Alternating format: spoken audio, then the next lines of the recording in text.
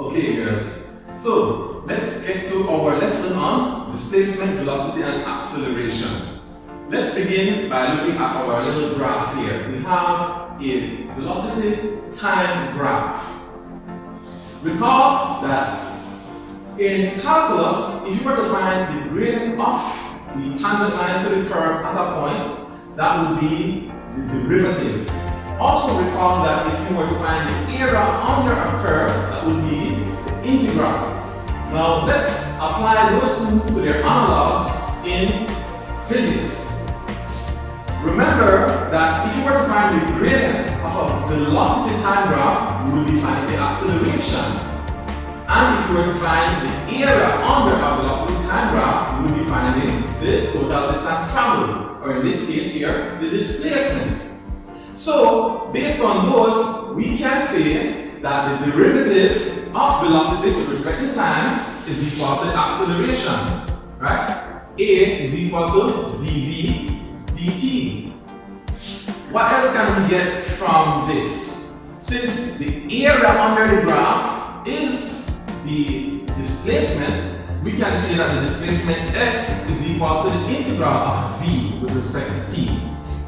Alright, so those are two formulae that we have. Okay, so when it comes to solving problems of displacement, velocity, acceleration using calculus, sometimes we will have to use integration twice, sometimes you have to use differentiation twice, sometimes you have to use them once each. Alright, for example, if you have, let's say, acceleration, then you have to integrate to get velocity and then integrate again to get displacement. Or if you had displacement to begin with, then you have to differentiate to get velocity and then differentiate again to get acceleration. Or let's say you were given velocity, then what would you do? You would differentiate to get acceleration but integrate to get displacement. So it all depends. Let's see what is the case with this problem. Let's say we know that a particle moves in a straight line so that its acceleration is given by A is equal to 4t minus 5 meters per second squared. The velocity of the particle we know is 3 meters per second when the time is 2 seconds. And its displacement is 10 meters when the time is 1 second. We are to find the velocity when the time is 5 seconds and the displacement when the time is 4 seconds.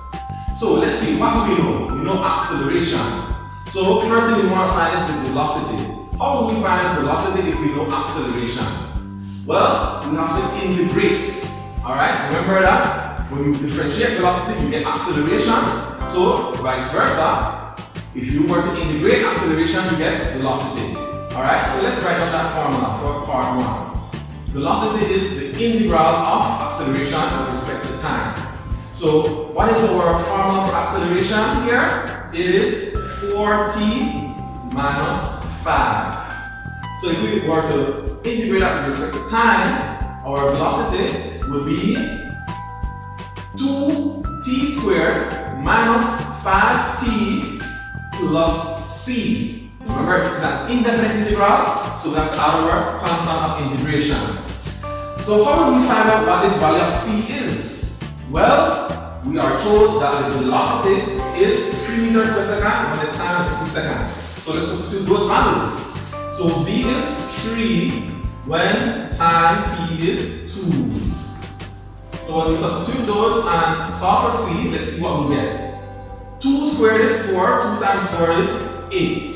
5 times 2 is 10. Alright, so we transpose 3, take away 8 is negative 5. Then transpose the negative 10, we add that instead. So negative 5 plus 10 gives us positive 5. So c is 5. So the velocity is actually given by 2t squared minus 5t plus 5. So how do we then find the velocity when t is 5 seconds? We substitute that into our equation. So we'll have 2 times 5 squared minus 5 times 5 plus 5. So 5 squared is 25, 2 times 25 is 50, 5 times 5 is 25. So 50 take away 25 is 25, 25 plus 5 is 30.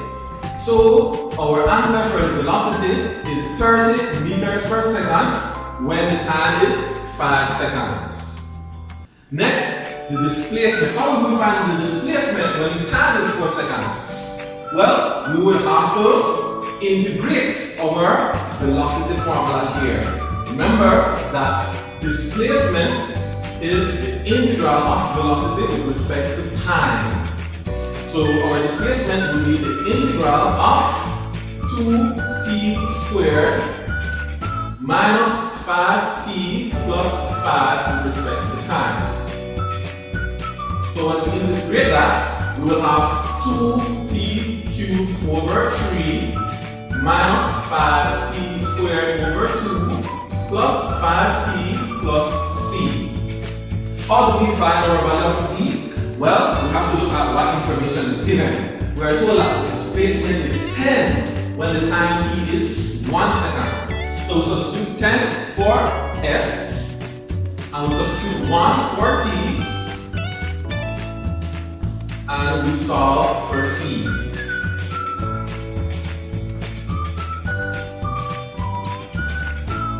Alright, so 1 cubed is 1. 2 times 1 is 1, that's 2/3, so that 10 is equal to 2/3 minus 5 over 2 plus 5 plus c.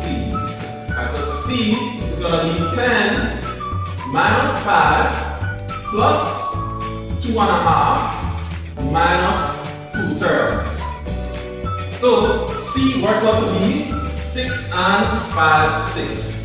So our displacement formula is s is equal to 2t cubed over 3 minus 5t squared over 2 plus 5t plus 6 and 5, 6.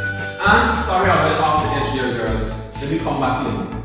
So to find the displacement when the time is 4 seconds, we substitute 4 into our formula here. So we have 2 times 4 cubed over 3 minus 5 times 4 squared over 2 plus 5 times 4 plus 6 and 5, 6. So 4 to the third power is 64. 2 times 64 is 128. 128 divided by 3 is 42 and 2/3. 4 squared is 16. 16 divided by 2 is 8. 8 times 5 is 40, so that minus 40. 5 times 4 is 20, so that's plus 20. And then plus 6 and 5, 6. So this simplifies to give us 29.5 meters. So the displacement when the time is 4 seconds is 29.5 meters. So remember, girls, you're not going to do every one of these problems the exact same way. No, each problem will be different. But what will be the same for every problem are the principles. Remember that the derivative of velocity is acceleration and the integral of acceleration is velocity. Alright? Same thing goes for velocity. If you were to integrate velocity, you get displacement. And if you were to differentiate displacement, then you get velocity.